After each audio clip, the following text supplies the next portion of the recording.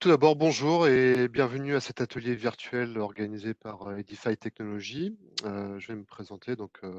Je m'appelle Bertrand Bilbao et j'occupe un poste d'ingénieur d'application au sein du groupe produits logiciels M2M. Je vais donc animer cet atelier virtuel au sujet des outils d'analyse de capture, notamment dans un cas d'une inspection de soudure pour, pour lequel les techniques ultrasonores, multi-éléments, TOFT et méthodes de focalisation totale ont été employées. Je vais passer tout de suite au plan de cet atelier. Tout d'abord, je vous propose une vue d'ensemble des DeFi technologies, puis je vais vous présenter les appareils portatifs et logiciels de la marque M2M, et ensuite nous passerons beaucoup plus de temps dans le cas applicatif, dans le cas d'un examen de soudure bout à bout de tôle, pour lequel nous reviendrons sur la configuration d'acquisition, la présentation de l'interface et des outils d'analyse. Nous ferons quelques relevés d'indications et nous regarderons les résultats complémentaires entre les techniques multi-éléments et TOFT. Puis nous passerons à la génération d'un rapport et des compléments de caractérisation de défauts à l'aide de la technologie TFM. Et nous finirons par une session de questions-réponses. N'hésitez pas à poser vos questions, comme l'a précisé Véronique. Guillaume et Frédéric se chargeront de répondre à un maximum de vos questions en live, puis je prendrai certainement quelques questions à la fin pour finaliser cet atelier virtuel. Alors, Edify Technologies, Edify est né en 2010 et depuis 2016 a permis de regrouper plusieurs marques, dont Silverwing, TSC, Teletest, M2M et Noctune. M2M en 2018. En synthèse, Edify Technologies, aujourd'hui, ça représente donc 6 centres de R&D et de fabrication et 4 centres de vente et de support à travers le monde, et 500 employés à travers le monde, dont 75 en France. Edify Technologies, c'est 6 marques qui regroupent des technologies propres à certaines marques. Donc Edify, que je pense la plupart de vous devez connaître, qui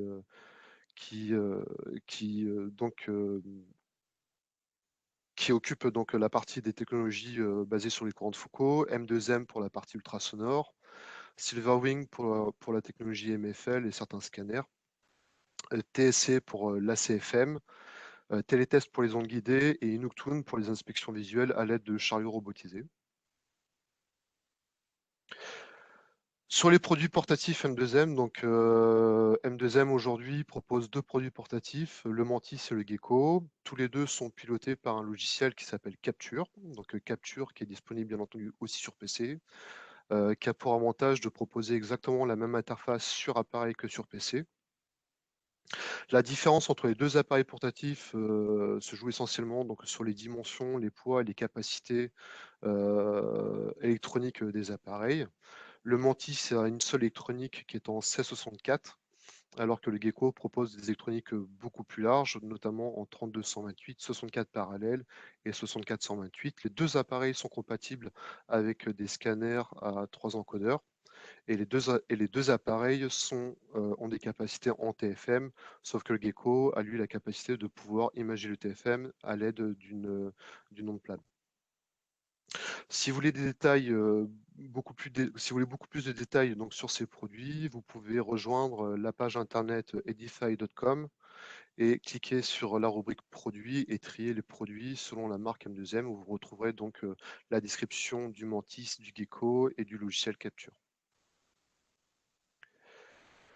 Alors, ce qui nous intéresse aujourd'hui, en tout cas le contenu de l'atelier, c'est un cas d'application assez classique. Donc, c'est une soudure bout à bout de tôle pour lequel nous allons faire l'inspection à l'aide d'un Mantis en configuration avec 200 multi-éléments et un groupe TOFT. Je vais revenir sur sa configuration et passer beaucoup plus de temps, notamment sur le deuxième point, le deuxième, troisième et dernier point qui ont plus d'intérêt vis-à-vis de l'atelier virtuel, à savoir les outils d'analyse et la comparaison rapide des résultats entre le multi-élément, le TOFT et ce que peut amener le TFM pour fiabiliser les résultats acquis en multi-élément et en TOFT. En synthèse, la configuration d'acquisition, l'objet de cette inspection, c'était de la recherche de défauts longitudinaux liés au soudage et d'évaluer la conformité de l'assemblage selon les critères de normes ISO. Pour réaliser l'examen, donc comme je l'ai dit, on a utilisé un Mantis 764 en version multigroupe et le logiciel Capture sa dernière version disponible, la 3.1. L'échantillon est une soudure bout à bout de tôle en acier ferritique d'épaisseur proche de 12 mm. C'est une soudure avec un chanfrein V théorique ouvert à 65 degrés. Alors, les techniques employées, donc c'est une acquisition encodée avec un système porteur qui nous permet donc d'avoir les sondes à position fixe. Pour la partie multiéléments, deux sondes linéaires à 5 MHz de 32 éléments montées sur des sabots destinés à propager des ondes transversales à 55 degrés et un groupe par sonde multiéléments. Et côté Toft, le dispositif Toft, c'est un dispositif centré en OL 70 degrés de fréquence 10 MHz et de diamètre 3 mm. Petit rappel sur la configuration de capture. Donc, le paramétrage d'une acquisition sur capture se réalise en trois grandes étapes. Donc, la première étape qui a pour relation donc, de définir l'équipement de contrôle. On retrouve donc des panneaux qui vont définir l'échantillon, les sondes, le scanner. Une seconde étape qui a pour but de régler chaque groupe pour les lois focales, la position des portes et l'étalonnage en sensibilité. Et une dernière étape de configuration qui a pour but de définir la trajectoire du système porteur, l'affichage, les différents affichages, les différentes dispositions d'affichage et quelles sont les données qui seront enregistrées lors de l'acquisition.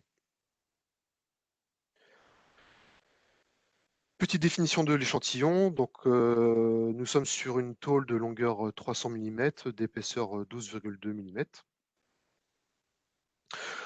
J'ai dessiné, en tout cas, j'ai représenté la ZAT de telle sorte à ce qu'elle corresponde à la zone d'examen définie par la norme, étant donné que je ne connaissais pas exactement la dimension de la ZAT.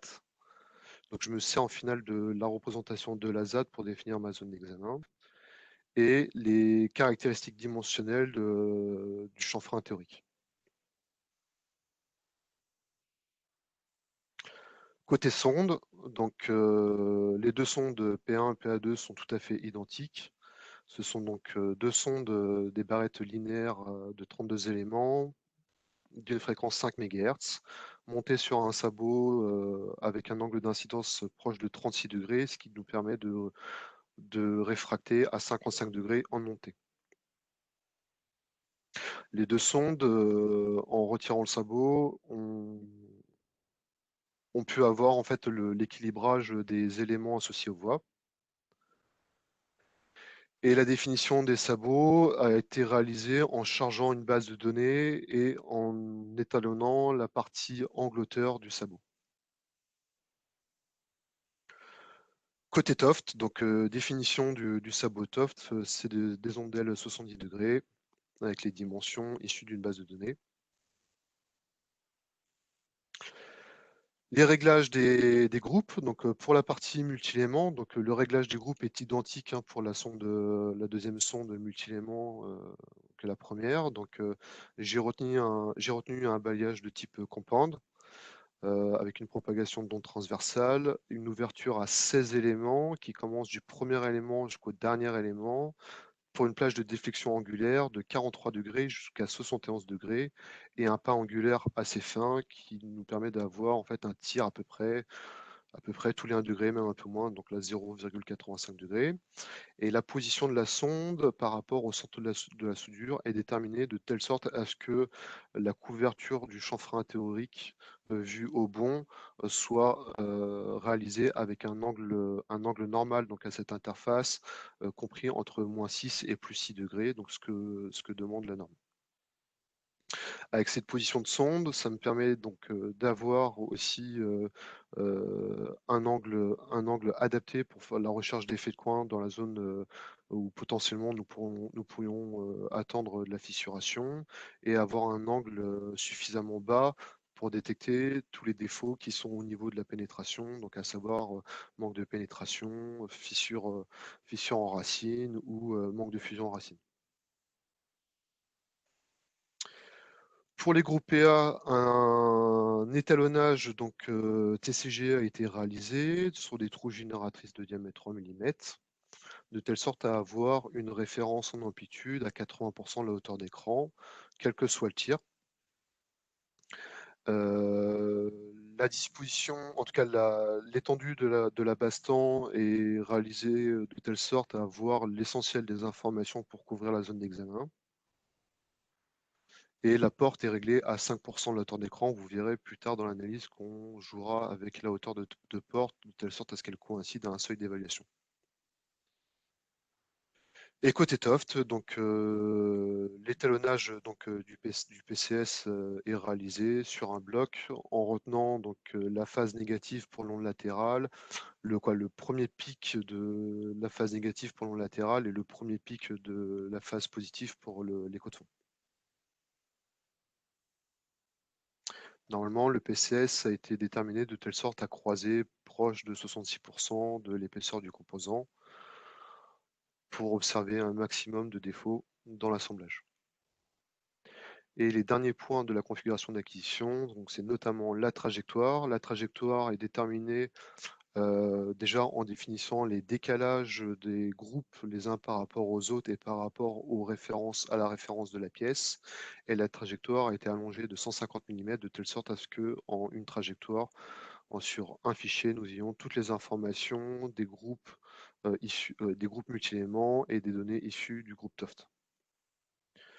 Côté disposition des vues, donc j'ai retenu 4 onglets. 4 onglets pour lesquels je vais soit afficher que des informations issues des groupes multi-éléments 1 et multi-éléments 2, soit uniquement du groupe Toft, soit des 3 groupes, et aussi une disposition sur la pièce. Pour chaque disposition, donc, il y a une base avec des dispositions de vue prédéfinies pour lesquelles on peut venir rechercher donc, quelle vue est souhaitée et quelle est la source de données à afficher.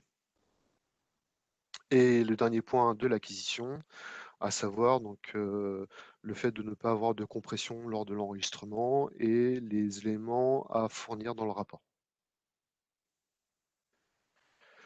Alors, petit rappel sur les critères d'analyse que j'ai retenus pour cet atelier. Donc, j'ai essayé de me rattacher au niveau de qualité B, donc c'est un niveau de qualité sévère selon l'ISO 5817, niveau de qualité de fabrication, donc pour lequel, si on reprend les niveaux d'acceptation définis dans les normes des critères d'acceptation respectivement pour le multi-élément et pour le TOFT, nous permet d'accepter jusqu'à 1,2 fois l'épaisseur d'indication ponctuelle sur 150 mm, donc c'est ce qui représente à peu près 14 indications ponctuelles. Côté multi-élément pour les indications allongées, donc pareil, la longueur là sera établie au seuil d'évaluation, ce que demande la norme, selon la technique du niveau d'amplitude fixe par rapport à la référence de la TCG. Donc en fonction donc, de cette longueur, le niveau 2 de l'ISO 19285, de 1985, excusez-moi, qui correspond au niveau de qualité B de l'ISO 5817, nous permet donc d'établir l'acceptation d'une indication selon deux manières, donc soit selon le couple amplitude-longueur à l'aide de cette figure, ou soit selon le couple hauteur-longueur selon un tableau.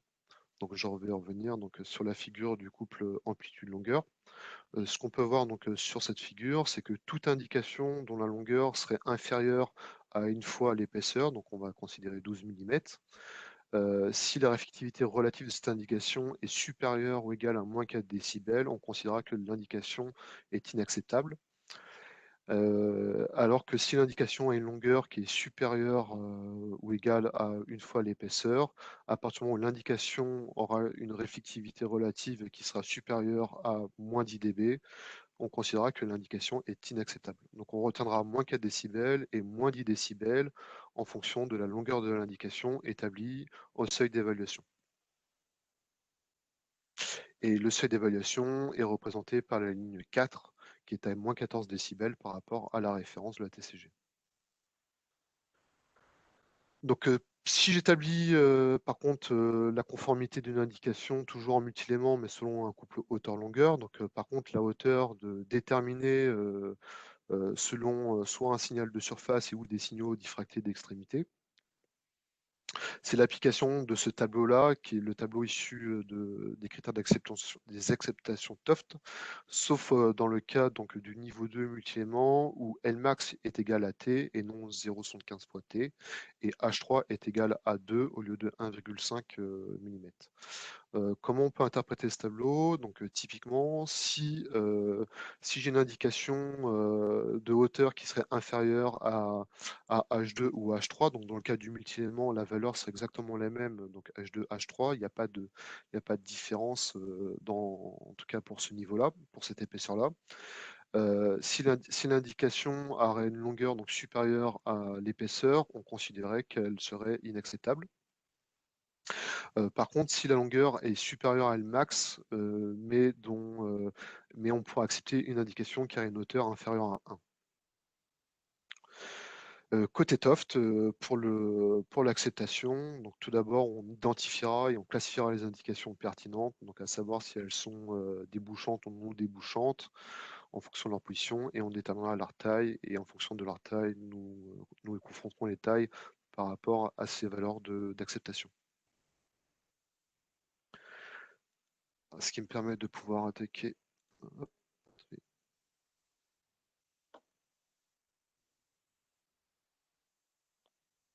à l'interface d'analyse. Excusez-moi. Donc là, nous arrivons sur le logiciel Capture. Voilà, voici l'interface qu'on rencontre lorsqu'on arrive sur la partie d'acquisition ou d'analyse des données. Tout d'abord, l'interface est réalisée de telle sorte à avoir un premier bandeau supérieur qui nous permet de pouvoir vérifier groupe par groupe quel était le gain d'acquisition et de pouvoir modifier, si nécessaire, le gain d'analyse de telle sorte à récupérer, pourquoi pas, des informations issues de la diffraction. Pour chaque groupe, donc, ce gain d'analyse est paramétrable. Toujours dans le bandeau supérieur, ce qu'on peut voir, c'est les 8 indicateurs qui sont à disposition depuis la version Capture 3.1. Tous ces indicateurs sont totalement paramétrables. Ils sont traduits en anglais, en français, en allemand et peuvent être traduits dans d'autres langues si nécessaire.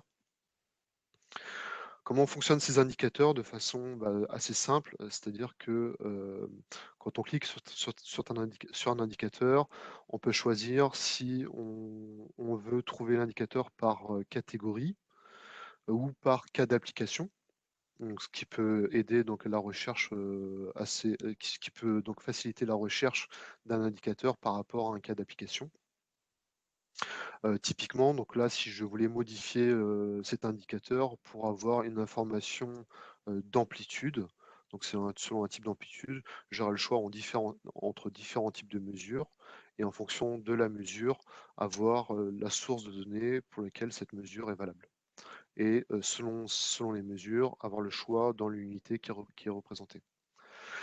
Également, vu que tous ces indicateurs sont paramétrables, ce que vous pouvez réaliser, c'est d'enregistrer votre bandeau d'indicateurs ou simplement rappeler une liste d'indicateurs qui serait dédiée à un cas d'application que vous avez déjà rencontré et que vous souhaiterez rappeler et pour lequel vous êtes habitué à voir ce type d'indicateur. Donc ça, c'est pour la partie du bandeau supérieur.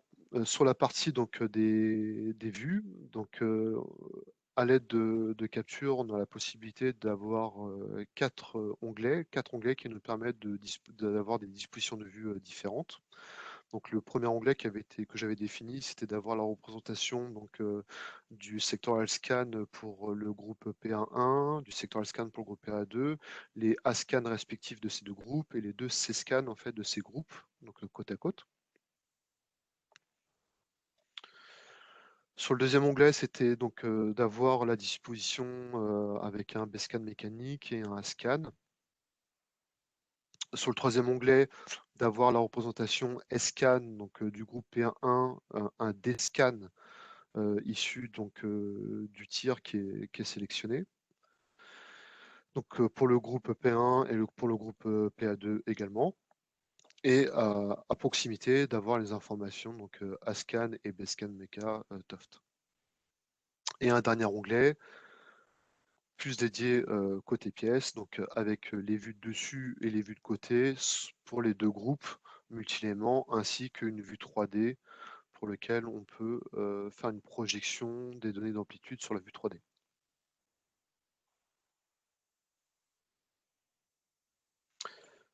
Ah. Et le bandeau inférieur qui nous permet d'accéder à différents outils, dont la capacité à pouvoir modifier l'épaisseur du composant, de modifier donc la couleur de la surimpression du composant, notamment du chanfrein théorique, de la ZAT et des zones de rebond.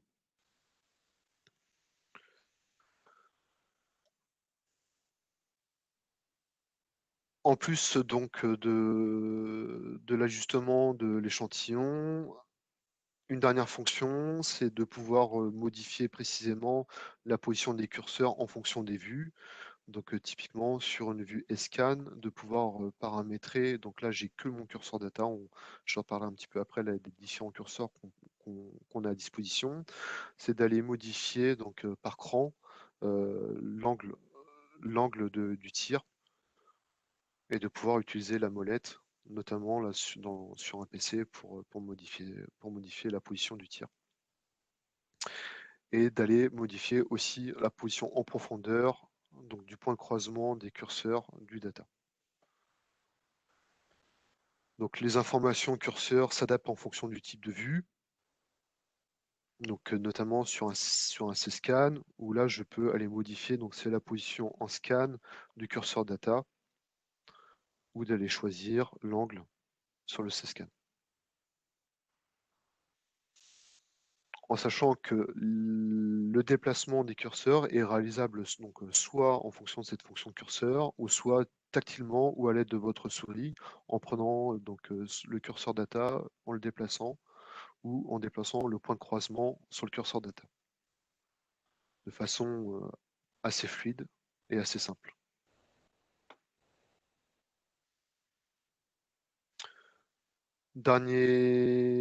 Autre fonction intéressante, c'est de pouvoir aller modifier donc, les portes de chaque groupe. Typiquement, donc j'ai la possibilité d'aller modifier pour le groupe P1, c'est le type de représentation, savoir si le type de détection doit être l'écomax ou le premier pic ou le dernier pic ou le flanc, le premier flanc ou le dernier flanc, quelle phase à retenir et quelle est la couleur de la porte. Je peux donc aussi modifier, c'est le début et la fin de ma porte, ainsi que son seuil. Donc là, typiquement, j'ai réalisé une TCG à 80% la tour d'écran et j'avais réglé ma porte à 5% la tour d'écran. Donc typiquement, ma porte sera située à moins 24 décibels en dessous de ma référence. Si je souhaite typiquement mettre ma porte au niveau d'amplitude qui correspondrait au seuil d'évaluation, j'ai juste besoin d'aller modifier le pourcentage de ma porte, typiquement 16%, parce que 16% de 80% représente moins 14 décibels, et aussi d'aller ajuster le début de ma porte, si par exemple je veux aller limiter la visualisation des données acquises sur une portion de mon scan.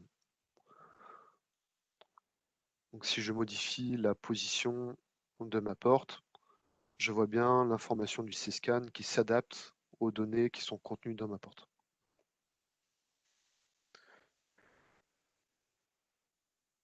Et dernière fonction, donc c'est le recalage, le décalage en fait des sondes. Si jamais il y a eu en fait un décalage du système porteur, de pouvoir recaler ou d'affiner la position de chaque sonde et corriger un décalage éventuel du porteur lors de l'acquisition. Typiquement, on pourrait s'apercevoir si je regarde sur le groupe P1, où se situerait l'écho de géométrie, quoi, potentiellement l'écho de géométrie issu du bourrelet de pénétration, sa position par rapport à l'axe de la soudure, et que si je compare à la position vue du capteur opposé, on va percevoir peut-être potentiellement il y a un décalage de 1 mm que je pourrais corriger à l'aide des offsets. Donc pour s'assurer que c'est bien un décalage qui serait constant, je vais donc balayer sur la longueur de mon scan et suivre à peu près la position axiale de ces échos liés au bourrelet de pénétration, ce qui me permet d'évaluer que mon scanner n'était pas centré correctement et qu'il y a lieu de corriger la position en offset d'index de mes deux sondes. Donc la première sonde était située à moins 16 mm par rapport à l'axe de la soudure, donc la face avant de la sonde, et ma deuxième sonde était à plus 16 mm. Je vais donc pouvoir passer ma première sonde à moins 17 mm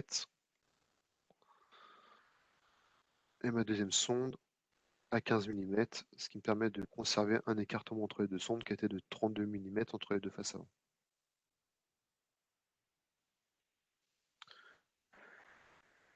Ce qu'on peut voir sur l'acquisition, c'est que donc la donnée issue des groupes P1, donc on a un repère en scan qui est commun entre les visualisations multiléments et Toft, où le repère de la pièce commence à 0 mm. Donc les données issues de ma soudure sont côté multiléments vont de 0 à 300. Les données qui suivent sont issues d'une autre plaque. Et les données côté Toft vont, donc ce sont les 300 derniers millimètres sur le scan réalisé en Toft. Côté outil d'analyse, donc pour la partie Toft, il y a un outil d'analyse qui permet donc de pouvoir refaire un retard sabot en fonction des conditions de contrôle sur l'assemblage, souvent utile lorsqu'il y a des variations de surface, des meulages, des surépaisseurs de couplants, et de synchroniser l'onde latérale. Donc, ce qui a déjà été fait pour vous présenter ces données.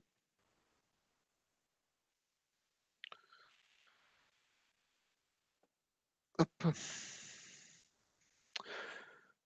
Et dernier outil, c'est un outil de dimensionnement d'indication. On passera un petit peu plus de temps, notamment sur la capacité à pouvoir dimensionner automatiquement une indication selon des critères, soit de chute par rapport au maximum de l'indication, soit par rapport à un seuil, par rapport à une référence. Alors, ce que je vous propose dans un premier temps, c'est de regarder un petit peu ce qui se passe dans l'assemblage côté multilément. Ce que je vais faire, c'est que je vais régler ma porte de mon groupe PA2 de telle sorte à avoir la même visualisation entre les deux groupes multiléments.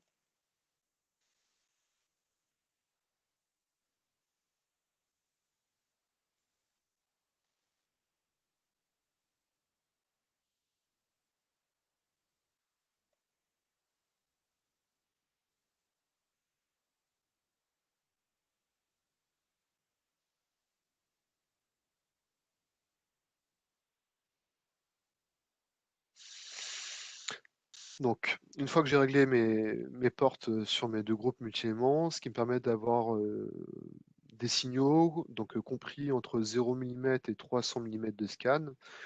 Ces signaux-là sont représentés comme étant là, le signal max détecté partir, donc sur le C-scan. On s'aperçoit qu'on a une continuité de signaux pour un angle de tir donné, vu d'un côté, et qu'on retrouve aussi de l'autre, mais peut-être à des positions axiales totalement différentes. Donc, ce que je vous propose, c'est dans un premier temps, c'est de positionner le curseur data de telle sorte à voir si dans la zone en amont de la pénétration, si nous obtenons une réflexion qui pourrait être caractéristique typiquement d'un défaut de soudage, typiquement manque de pénétration, manque de fusion à la racine ou fissuration à la racine. Euh, Pour aider l'analyse, je vais prendre donc la vue des scans. La vue des scans a pour avantage, c'est que pour un tiers donné, d'avoir une représentation en profondeur des signaux. Donc à cette profondeur, on n'est pas censé attendre de réflexion. On s'aperçoit que le groupe PA1 récupère une indication. Cette indication qui semble être une indication plutôt de forte réflectivité, pour lequel on pourrait dire que cette indication nous renvoie à un effet de coin, n'est pas une indication qui est attendue à cette position dans l'assemblage.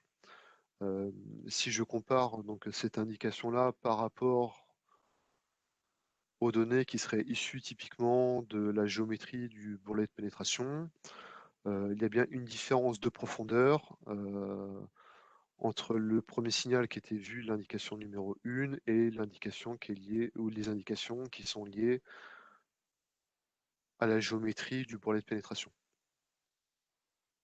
D'ailleurs, on pourrait s'amuser à regarder s'il y a un désaccostage entre les deux tôles, tout simplement en positionnant donc, le curseur donné au droit de l'écho max de l'écho de bourrelet de pénétration sur le groupe multiélément numéro 1 et faire de même pour le numéro 2 et comparer la différence de profondeur entre ces deux données.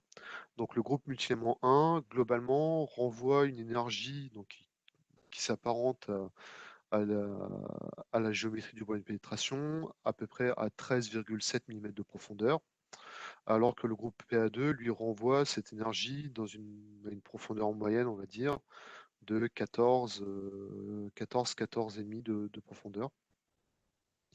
Ce qui veut dire que l'atoll où repose le groupe multiélément numéro 1 est certainement situé plus basse que l'atoll où repose le groupe multiélément numéro 2,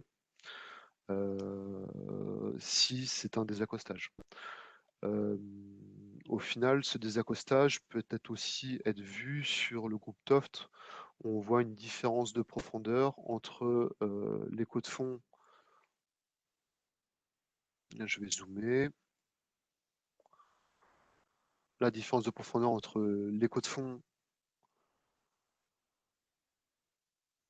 où la divergence du faisceau vient du côté du groupe PA2 et une répétition de quoi? Pas une répétition, un deuxième écho de fond qui reprend à peu près la profondeur observée sur la différence des profondeurs de pénétration.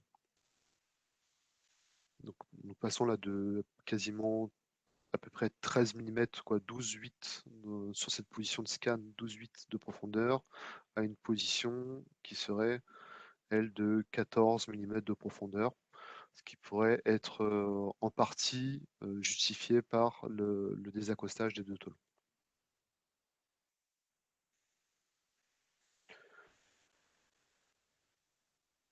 Donc côté pénétration, hormis donc cette information-là, cette indication-là, il n'y a pas d'autre indication à avoir. On pourrait confirmer que c'est bien un écho lié à la géométrie en positionnant donc en opposé le curseur data à la position attendue de la réflectivité de l'écho de bourrelet de pénétration et comparer qu'il n'y a aucune réflectivité obtenue à cette profondeur-là. Ce qui nous permet de pouvoir discriminer donc, cette indication comme étant un écho lié à la géométrie. Donc je vais répéter exactement la même chose pour l'autre côté de la pénétration.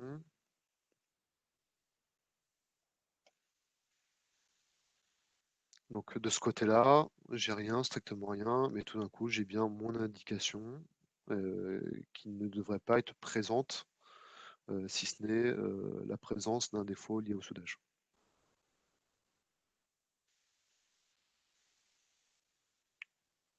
Donc voici la première indication qui est détectée en multiélément au niveau du bourrelet de pénétration. Ensuite, je vous propose d'aller observer donc, en ayant balayé sur le DSCAN avec les tirs qui sont compris entre 70 degrés et 60 degrés. Donc, dans cette configuration, on peut s'assurer de l'absence d'autres défauts, ce qui est le cas. Donc là, ce qu'on récupère, c'est la divergence liée à l'indication.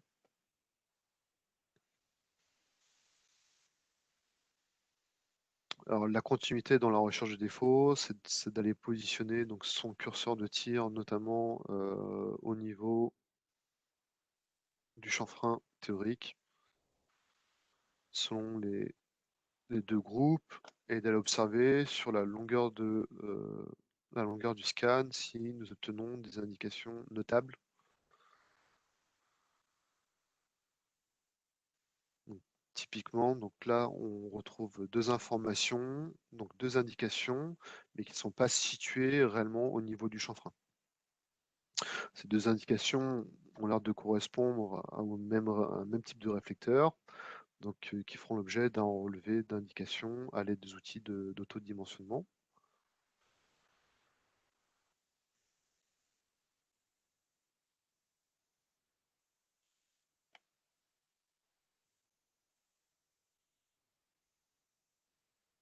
Ah, donc si je déplace mon curseur donné pour aller regarder sur le chanfrein, donc, mais là de façon un peu plus profonde, donc en profondeur corrigée, donc plus proche de la paroi de sondage, ah, on s'aperçoit de la présence d'une indication qui est proche du chanfrein théorique. Donc cette indication proche du chanfrein théorique pourrait être soit un manque de fusion sur le chanfrein, ou soit une fissure en liaison. Donc ça sera ce qui fera l'objet d'une caractérisation où nous allons employer deux techniques, et nous emploierons aussi les signaux issus du TOFT pour aider à caractériser cette indication. Et dernière zone, on peut attendre donc des indications de défaut. Ce sont la zone de liaison, ici et ici,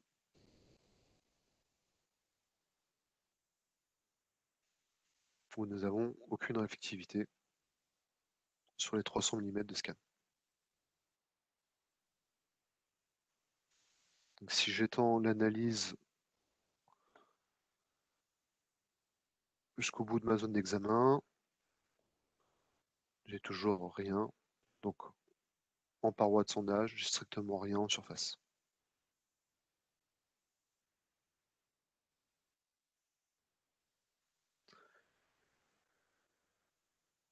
Donc, pour résumer, sur toutes les informations qui étaient obtenues sur le CSCAN, nous avons déjà réalisé donc l'analyse, l'origine en fait donc de ces réflectivités, et nous savons déjà plus ou moins associer certaines de ces indications à des réflecteurs qui ne seraient pas des réflecteurs correspondant à des échos de type géométrie ou transformation d'onde.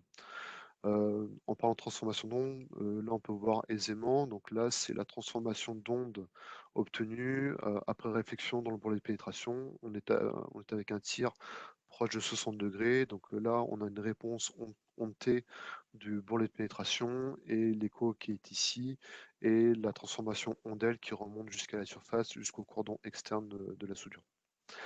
Dernière information intéressante, c'est au droit de cette première indication qui était au niveau de la pénétration, c'est la confirmation au final, au-delà du bon, de l'aspect très réflectif, assez réflectif de cette indication, et qui est vu là pour le coup avec un angle de 47 degrés, et qui donc renvoie réellement un maximum d'énergie par effet de courant.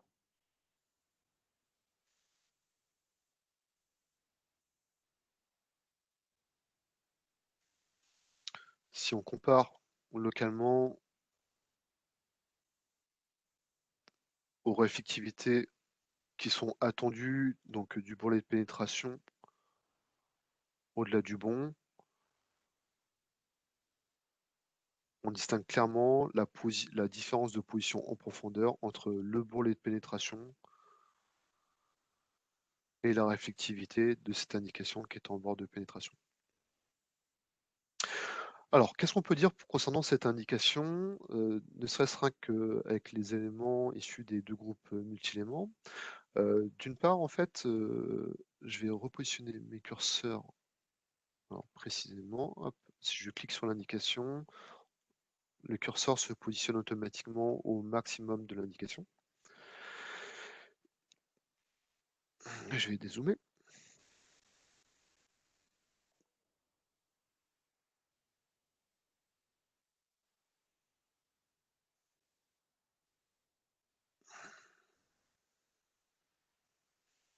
Donc si je décale en fait mon curseur de données en scan, je vois bien en dynamique que avant l'indication, j'ai une faible réflectivité, donc certainement du fait que je viens récupérer l'écho, l'écho du bourrelet de pénétration. L'écho du bourrelet de pénétration a une faible réflectivité étant donné l'angle dans cette zone-là.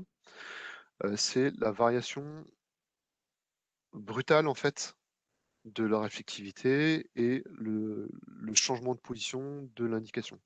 Donc l'indication qui était située en aval de ma pénétration, elle passe tout d'un coup en amont avec une forte réflectivité. Et si je regarde en opposé, parce qu'en opposé, au final, on pourrait donc confondre l'indication de l'écho de bourrelet de pénétration localement avec l'écho de cette indication qu'on pourra statuer comme une indication de défaut. On s'aperçoit qu'il y a une petite différence de position. Donc entre la position de l'écho de bourrelet de pénétration et l'écho qui est issu de cette indication. Vu la position axiale de cette indication, donc là qui est à moins 1,5, donc là je vous montre cet indicateur, donc qui est situé à moins 1,5 par rapport au centre de la soudure, vue depuis ce groupe-là. Si je reprends l'indication 1, elle est vue également à moins 1,5 mm par rapport au centre de la soudure.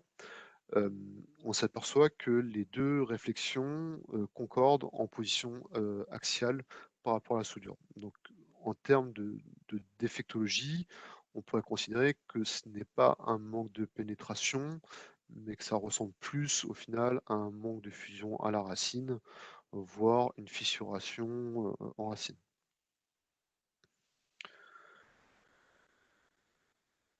Donc, pour relever les caractéristiques de l'indication en multi-éléments, j'ai utilisé un outil donc, qui permet de faire de l'auto-sizing. Donc, ce qui me permet de vous montrer donc, l'outil de sizing.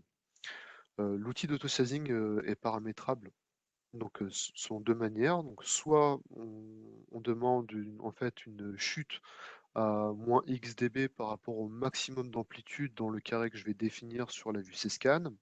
Donc ça aussi bien pour la longueur et la largeur, et de la même manière pour la hauteur de l'indication. Donc ne connaissant pas donc, la dimension de mon faisceau à cette profondeur, le dimensionnement en hauteur de l'indication ne sera certainement pas réalisé en réalisant une chute par rapport au maximum, mais plutôt en essayant d'exploiter si besoin ou si j'ai l'information, c'est la position d'une diffraction au niveau d'une extrémité et de comparer donc la différence en profondeur de cette extrémité par rapport au lieu de profondeur attendu de l'épaisseur de l'assemblage. Donc possibilité donc de mesurer soit donc par rapport au maximum de l'amplitude et aussi de mesurer par rapport à la référence, par rapport à l'amplitude de la référence. Donc typiquement, la norme multilément et d'ailleurs, la norme monolément le demande aussi, mais les longueurs doivent être établies, selon une technique d'amplitude fixe. Donc c'est une longueur à seuil, et le seuil d'évaluation qui a été retenu en fonction des critères, pour cet exercice est de moins 14 décibels par rapport à la TCG. Donc je vous propose, c'est qu'on réalise donc un auto-sizing en retenant, le même critère aussi bien pour la longueur et la hauteur, en sachant que la hauteur ne sera pas mesurée de toute façon à l'aide, de cette, technique-là, et on exploitera plutôt les informations de hauteur, soit issues du TOFT ou soit, pourquoi pas, au moment de la caractérisation d'une focalisation totale en tout point. Une fois que j'ai défini mes critères en final d'autodimensionnement, j'ai juste besoin de cliquer sur l'outil auto-sizing et de venir entourer la zone où je spectre l'indication. Donc là, typiquement sur cette indication, il y a certainement donc des répétitions d'écho qui viennent étendre la largeur de la boîte d'indication, ce qui est peu gênant étant donné que ce qu'on recherche, c'est une longueur à -14 décibels. Donc en ayant créé cette indication numéro 10 dans ma table d'indication, elle apparaît tout de suite donc, dans ma table d'indication. Cette table d'indication est entièrement paramétrable, donc je vais essayer de est entièrement paramétrable. Vous pouvez soit faire appel en fait à une table d'indication qui est déjà disponible dans le logiciel Capture 3.1 en fonction de cas d'application, et bien entendu, créer vos propres tables d'indication en disposant les colonnes selon vos besoins, vos nécessités, selon ce que vous voulez faire apparaître en premier. En sachant qu'une fois que toutes les indications sont relevées, il y a la possibilité, c'est de trier les indications selon leurs caractéristiques. Donc là, typiquement, je triais mes indications selon le début en position de scan de mes indications et j'obtiens donc différentes caractéristiques de l'indication. Donc sur la dernière indication que je viens de créer, l'indication numéro 10, on peut s'apercevoir qu'elle commence à 98 mm par rapport au 0. Elle a une longueur donc à 16 mm. Cette longueur de 16 mm, c'est une longueur établie donc selon l'autosizing avec un critère de -14 décibels par rapport à la référence et que sa réflectivité maximale par rapport à la TCG est de 0,4 décibels. Si vous vous rappelez des critères d'analyse qui avaient été retenus pour cet atelier virtuel, on s'aperçoit qu'avec une longueur de 16 mm et une réactivité qui est supérieure à -4 décibels, automatiquement, cette indication est hors critère, elle est inacceptable. En plus de ces informations-là, je peux récupérer sa position par rapport au centre de la soudure, quelle est la position en profondeur corrigée du maximum de l'indication, quel est le début en profondeur corrigée de l'indication et quelle serait la hauteur. Donc à prendre avec des pincettes. Clairement, ce n'est pas une mesure de hauteur, mais juste en fait le renvoi de la différence en profondeur des extrémités de la boîte qui a relevé l'indication.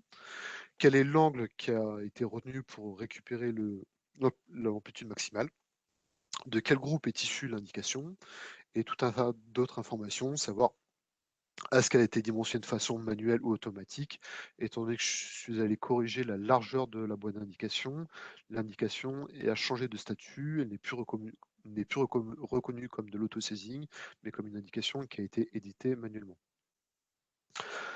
Pour chaque indication, on peut associer donc une capture d'écran, donc on peut associer une image et par un code couleur définir, donc à ce stade-là, est-ce que c'est une indication? Est-ce que c'est un défaut? Est-ce que c'est une géométrie ou est-ce que c'est quelque chose qui n'est pas reconnu? Donc ni comme un défaut, ni comme une géométrie et donc qui pourrait déclencher soit un complément de caractérisation par une technique ultrasonore ou par toute autre technique de CND. Donc, cette indication, je vais la reconnaître comme une indication qui est associée en fait à un défaut et ce défaut-là, je peux donc dire qu'il est rejeté étant donné qu'il a dépassé les critères d'acceptation. Pour chaque indication, je peux rajouter donc un commentaire, ce qui avait déjà été fait. Donc, cette indication que j'ai relevée est exactement l'indication qui avait été relevée, qui correspond à l'indication numéro 1. En sachant que donc dans la table d'indication, vous avez la possibilité de sélectionner une ou plusieurs indications et en fonction des indications, c'est d'exporter donc les indications ou simplement supprimer des indications. Donc l'indication que je viens de créer, je vais la supprimer pour revenir à ma table précédente. Pour paramétrer la table d'indication, c'est aussi très simple. Donc, il suffit de cliquer sur Table Setup, d'aller choisir donc la colonne pour laquelle vous voulez soit modifier, soit ajouter. Donc une fois que vous avez sélectionné une colonne, soit vous rajoutez une colonne à côté, soit vous pouvez supprimer une colonne. La colonne qui est sélectionnée, vous pouvez la déplacer dans votre table, donc à gauche, à droite. Et une fois qu'elle est positionnée, vous pouvez les choisir pareil. Donc c'est organisé comme pour les indicateurs en fonction de catégories ou en fonction de cas d'application. Et là, vous pouvez les choisir, donc notamment, ça pourrait être donc dans une information d'évaluation, si c'est de l'acceptation, quels sont les critères d'auto-sizing, le type de dimensionnement, ou des informations donc, qui peut être soit le groupe, la porte, le type de mesurage, quel était le numéro du tir ou l'angle du tir. Voilà. Donc c'est entièrement paramétrable, ce qui vous permet d'avoir, si vous voulez avoir des tables qui soient assez compactes ou des tables qui soient vraiment très très complètes, vous pouvez totalement paramétrer votre table d'indication et une fois qu'elle est paramétrée, comme je vous le disais, vous pouvez l'enregistrer, la rappeler et la partager.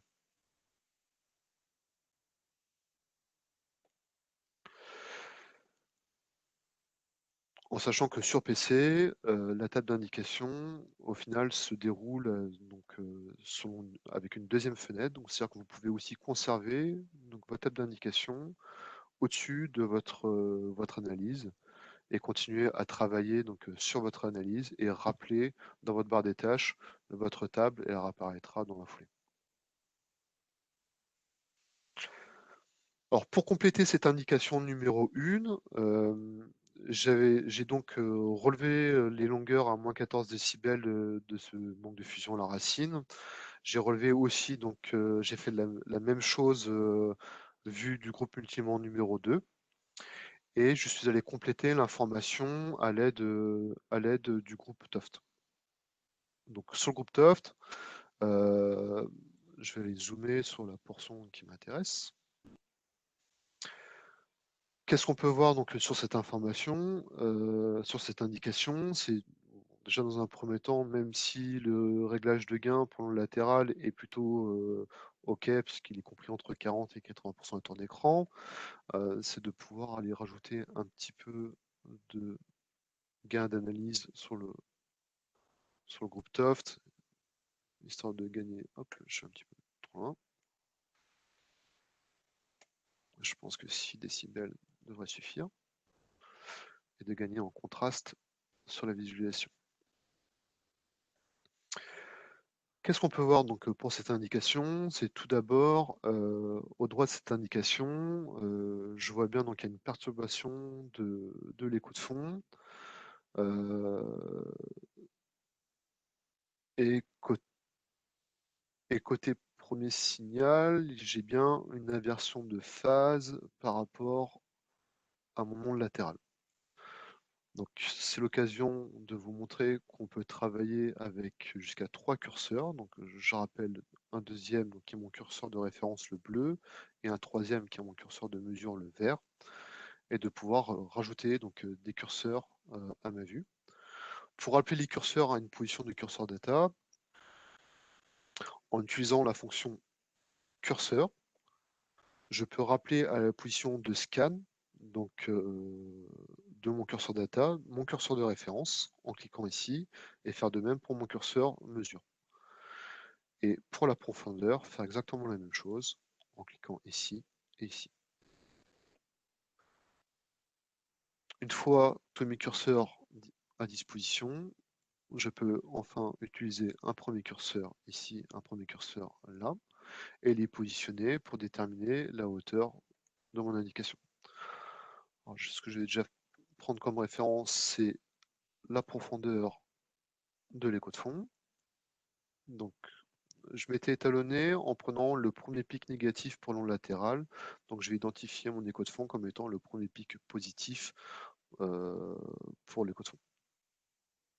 Donc, je me décale de l'indication, de telle sorte à avoir un écho de fond qui ne soit pas perturbé pour positionner mon curseur de mesure le vert à la profondeur attendue. Maintenant, je vais venir sur mon indication. Je peux encore zoomer. Et déplacer mon curseur de données de telle sorte à observer quelle est la profondeur minimale de mon indication. Où je vais observer une inversion de phase une inversion de phase par rapport au moment latéral qui correspondrait à la tête de l'indication. A priori, ça devrait être cette position. Profondeur minimale devrait être celle-ci.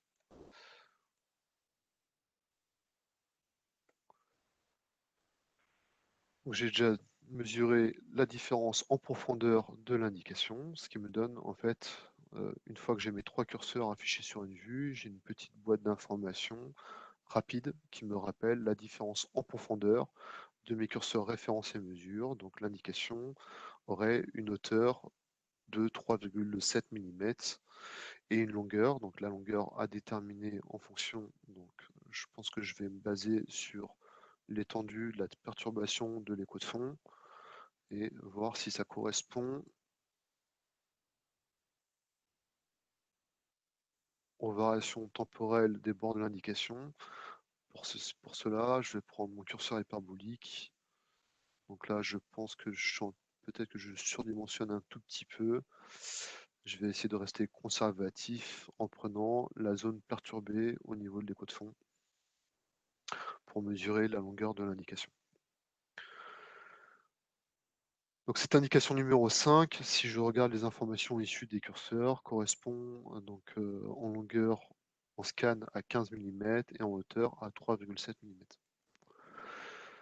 Ce que je peux faire, c'est aussi paramétrer donc, des outils, donc des indicateurs qui vont être destinés qu'à mon groupe Toft. Donc typiquement en Toft, ce qu'on a besoin de voir très fréquemment, c'est la position ou la différence de position des curseurs en scan, donc issu du curseur référence et mesure en millimètres. Et toujours dans la catégorie des curseurs, c'est la différence des curseurs en profondeur entre mon curseur référence et mesure en millimètres. Une fois que j'ai défini ces deux indicateurs, vous avez pu voir que quand je change en fait de groupe, les informations, donc l'indicateur renvoie une information qui est liée au groupe qui est sélectionné. Donc là actuellement, j'ai cliqué sur une vue qui appartient au groupe multiélément numéro 1.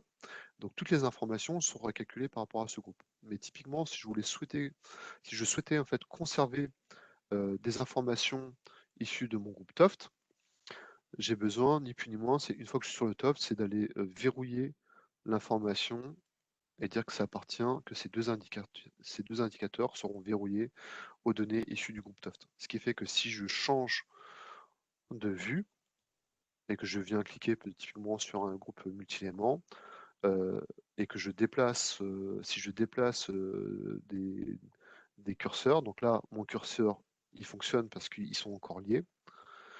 Et si je décide d'aller délier mes curseurs, donc ne plus avoir de lien de mes curseurs par rapport à la référence de la pièce, je peux donc cliquer sur No Link et aller modifier donc la position de mes curseurs sur mon groupe multiélément 1, alors que ce n'ira pas modifier la position de mes curseurs sur mon groupe Toft. Ce qui peut être assez intéressant lorsqu'on travaille sur différents groupes, différentes vues.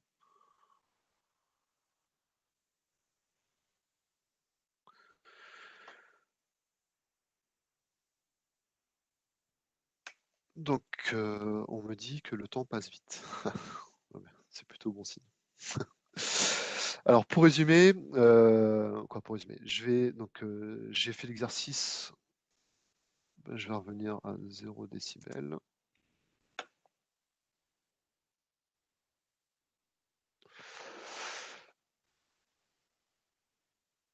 Ah, on me dit qu'on pourrait même allonger à souhait. Non, bah, c'est très bien. Très bien, c'est que ça vous plaît. Donc j'ai fait l'exercice, c'est d'aller relever donc, pour chaque indication les dimensions donc, en multi-éléments, donc toujours établies sur la longueur, selon la technique du niveau d'amplitude fixe, donc vu par les 2 groupes multi-éléments et d'appliquer les manières de mesurer les indications donc, en Toft, sur les 2 autres indications. Donc qu'est-ce qu'il nous reste à voir comme indication? Donc on avait vu en multi-éléments, c'est que là, on avait un manque de fusion à la racine. Autre indication qui avait été détectée, hop, attendez, je vais dézoomer. Autre indication qui avait été détectée, donc un petit peu plus loin, c'était donc une indication proche du chanfrein théorique. Cette indication proche du chanfrein théorique Euh, Ce qui m'embête un peu en fait là, c'est que si j'ajoute un petit peu de gain d'analyse sur ce groupe, voilà, je suis un petit peu loin, 6 décibels devrait suffire. C'est la visualisation d'écho, notamment cet écho-là. Je vais zoomer dessus.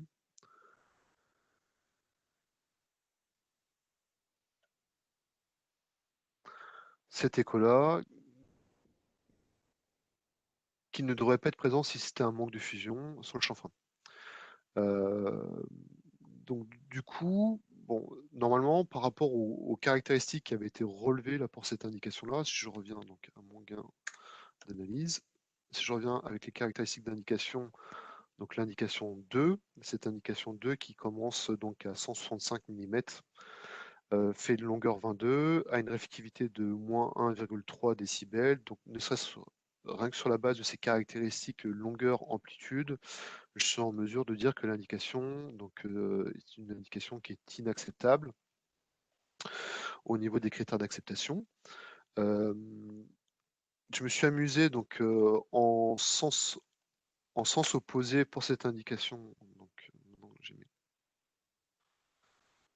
c'est d'observer, donc on n'a aucune information de réflectivité qui est vue en trajet direct, même avec rebond. C'est d'appliquer un gain d'analyse supérieur et d'aller observer. Alors, même si la méthode n'est clairement pas recommandée d'aller mesurer une hauteur après réflexion sur la paroi interne, je suis allé au bout de la démarche, à savoir, j'identifie une indication, qu'est-ce que je vois en sens opposé, est-ce que je peux exploiter des signaux? Si oui, alors je prends des pincettes sur l'exploitation donc de cette mesure de hauteur, mais c'est de vous montrer que si on peut rajouter une indication en positionnant des curseurs à des positions différentes. Donc notamment, c'est identifier dans cette partie quelle serait la profondeur minimale pour le signal diffraction du pied de défaut et faire la même chose en utilisant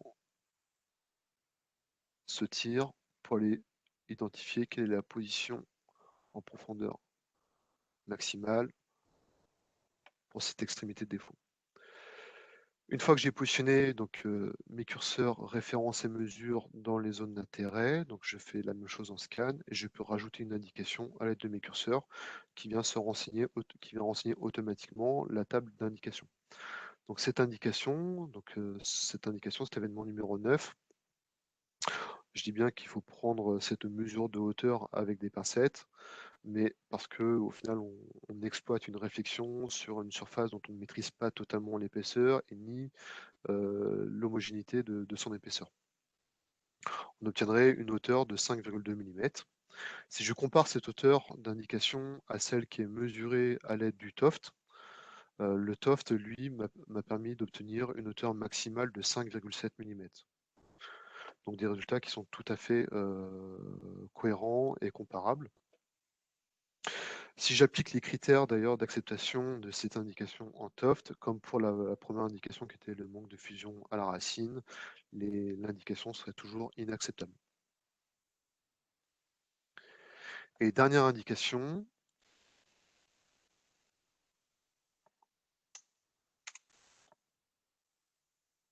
c'est celle-ci qui est vue donc avec une réflectivité qui est équivalente quasiment selon les deux côtés. Donc si je prends l'écho maximum vu depuis le groupe multimand numéro 1, l'indication serait qu'une réflectivité de moins 3 décibels par rapport à la TCG. Et si je prends donc l'événement de cette même indication mais vu en opposé sort à moins 2,1 décibels par rapport à la TCG. Donc une réflectivité qui est équivalente mais séparée axialement de quelques millimètres. Si je compare à la position axiale, vue par le groupe multimand numéro 2, elle sera située à plus de millimètres. Quand je la compare à la position donc, vue par le groupe multimond numéro 1, j'ai moins 1,2 mm. Donc c'est-à-dire que les deux points, les deux zones de réflexion de cette indication vues de part et d'autre sont espacées d'à peu près 3 mm. A priori, cette indication, là où elle est située, correspondrait certainement à un défaut de type inclusion. D'ailleurs, quand on regarde les signaux Toft, on s'aperçoit de l'absence de hauteur mesurable et je n'ai pas de signaux tête et pied sur cette indication. Il y a une variation en profondeur de l'indication, mais en aucun cas, sur une position de scan, j'obtiens une position, une information de diffraction tête et pied.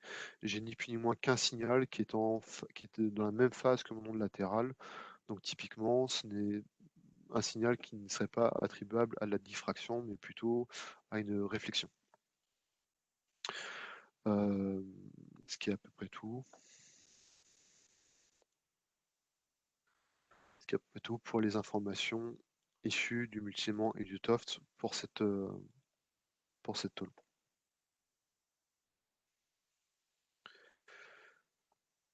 Ce qui fait que si je reprends ma table d'indication, pareil, donc cette dernière indication positionnée donc à 200, qui commencerait à 235 mm.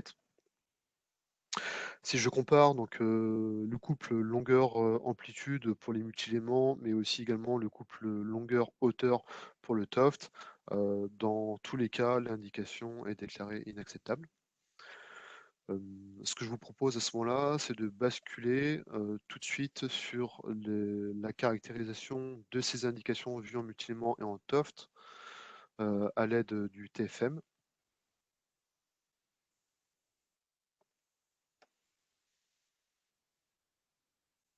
Ah, peut-être que je pourrais aussi vous montrer, donc c'est les vues pièces et les projections 3D. Bon, la projection 3D, je pourrais vous la montrer aussi également avec le TFM.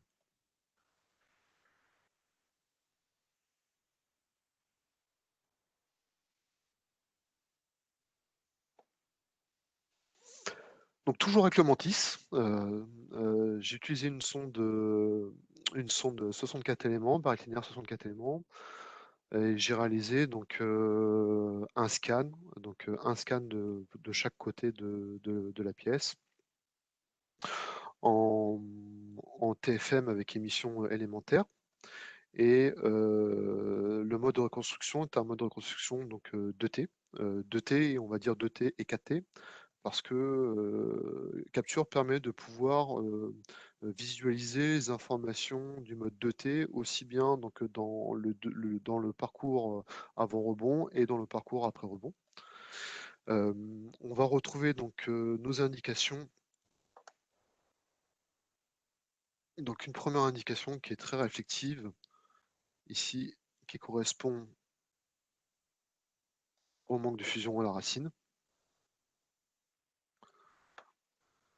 Pour mesurer donc cette indication, j'ai utilisé donc l'outil auto-sizing, étant donné que le TFM au final est une méthode de focalisation totale.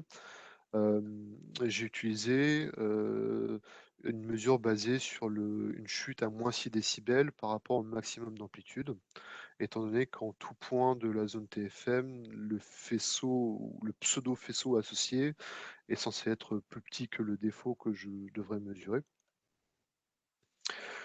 Donc j'utilise mon auto-sizing sur la vue C-scan, j'entoure mon indication, j'ai l'indication au final qui vient être mesurée automatiquement et me renvoie une information.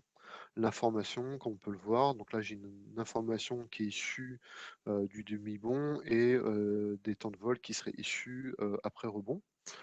Si je limite ma boîte d'indication strictement à la zone qui serait de profondeur supérieure à l'épaisseur de mon composant, je récupère ainsi la dimension de mon indication mesurée avec une chute à moins 6 décibels.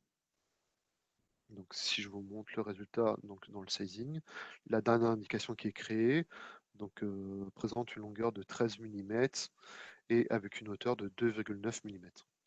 ce qui me permet de fiabiliser mon diagnostic et les résultats qui sont fournis suite à l'analyse de mon assemblage et de si besoin, de pouvoir, euh, de pouvoir soit maintenir en l'état l'indication si elle pouvait être maintenue en l'état, ou soit d'être plus précis sur la profondeur de réparation ou l'extension des réparations pour, euh, pour le soudeur ou pour l'entreprise qui serait chargée de réparer le défaut.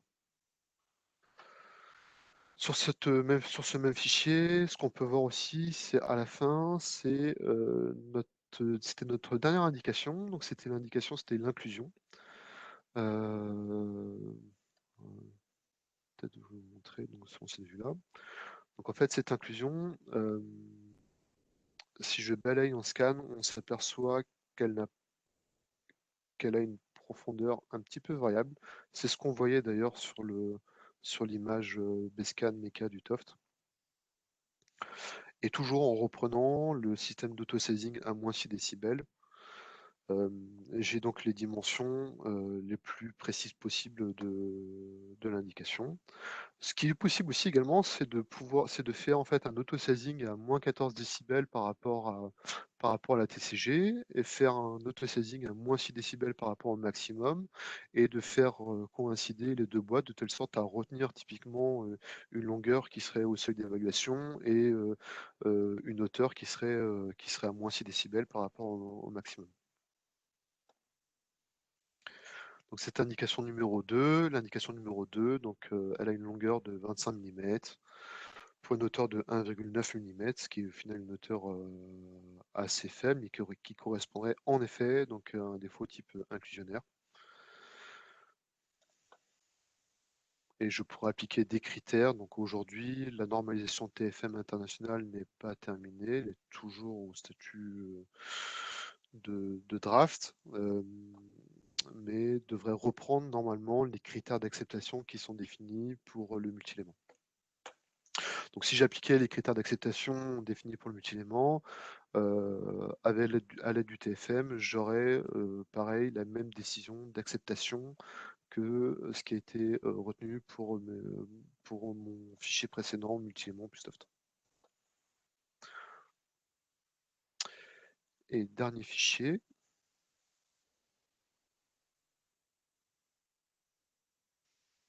donc c'est toujours mon TFM, mais vu en opposé.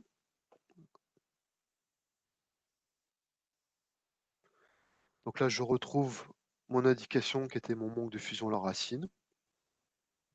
Et là, la dernière indication qui était l'indication pour laquelle, au final, je demandais une caractérisation, à savoir est-ce au final un manque de fusion sur le chanfrein ou est-ce plutôt une fissure en liaison.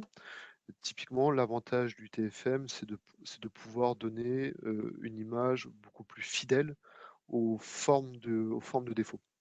Donc si je me déplace sur la longueur du scan et que je regarde cette portion, donc là je vais zoomer, c'est zoomer ici.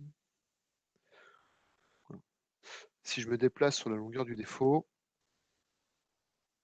je peux observer à différents endroits des réflectivités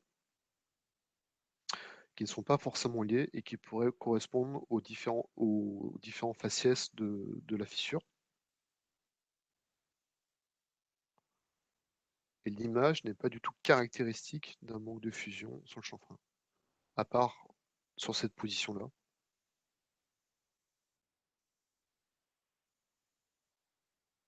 Là, je reprends l'aspect un peu déchiqueté de l'indication. Donc, grâce au TFM, j'ai un complément de caractérisation qui permet de pouvoir fiabiliser le diagnostic sur cette indication et donc euh, notamment pouvoir aider soit le soudeur à améliorer son procédé de soudage ou identifier les causes de ces défauts.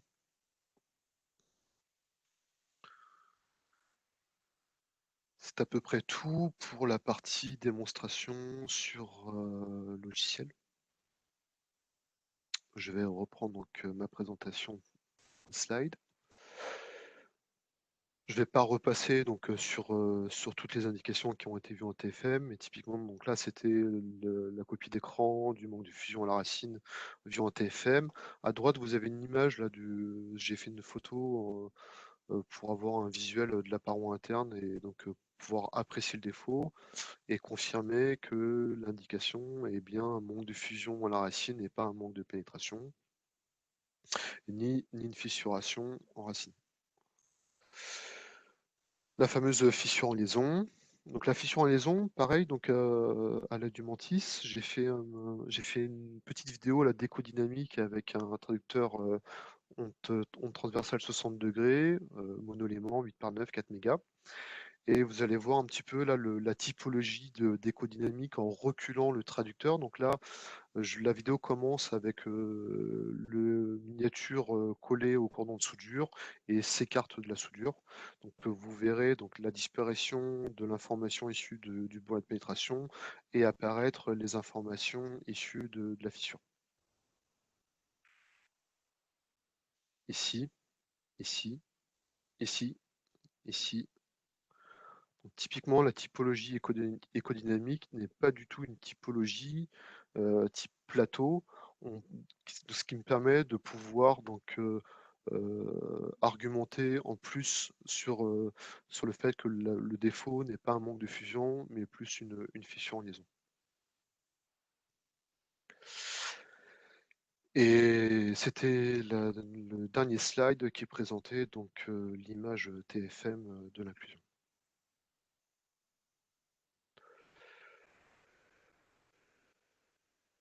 Donc voici une copie là du rapport d'inspection réalisé par son inspection pour cette pièce. On peut retrouver nos trois défauts. Donc le premier qui est bien donc un manque de fusion en racine, le deuxième qui est bien donc une fissure en liaison, et le troisième qui est une inclusion. Et avec les longueurs qui sont associées, en sachant que toutes les longueurs qui ont été déterminées lors de mon analyse, donc multilément, Tuft et TFM, sont toutes celles qui avaient été mesurées par son inspection à 1 mm ou 2 mm près. En conclusion, vous avez pu donc observer que Capture dispose d'outils d'analyse facilement utilisables et efficaces, avec pour avantage une seule plateforme en embarqué et sur PC. Typiquement, c'est-à-dire que quelqu'un qui se formerait donc sur son appareil n'aurait pas besoin d'être reformé pour utiliser l'analyse sur son PC. Et le logiciel est totalement est vraiment facile à utiliser, il est assez intuitif, même le paramétrage est très facile. Nos appareils portatifs Mantis Gecko vous offrent toutes les techniques UT avancées d'aujourd'hui et ont été pensés pour avoir une utilisation en conditions industrielles et de fournir donc bien entendu l'avantage donc des techniques UT avancées avec imagerie, donc la traçabilité des données dans un assemblage soudé. Et tous nos appareils vous offrent la technologie TFM, elle est embarquée et cette technologie étend vos compléments de caractérisation pour obtenir un diagnostic plus fiable. Voilà.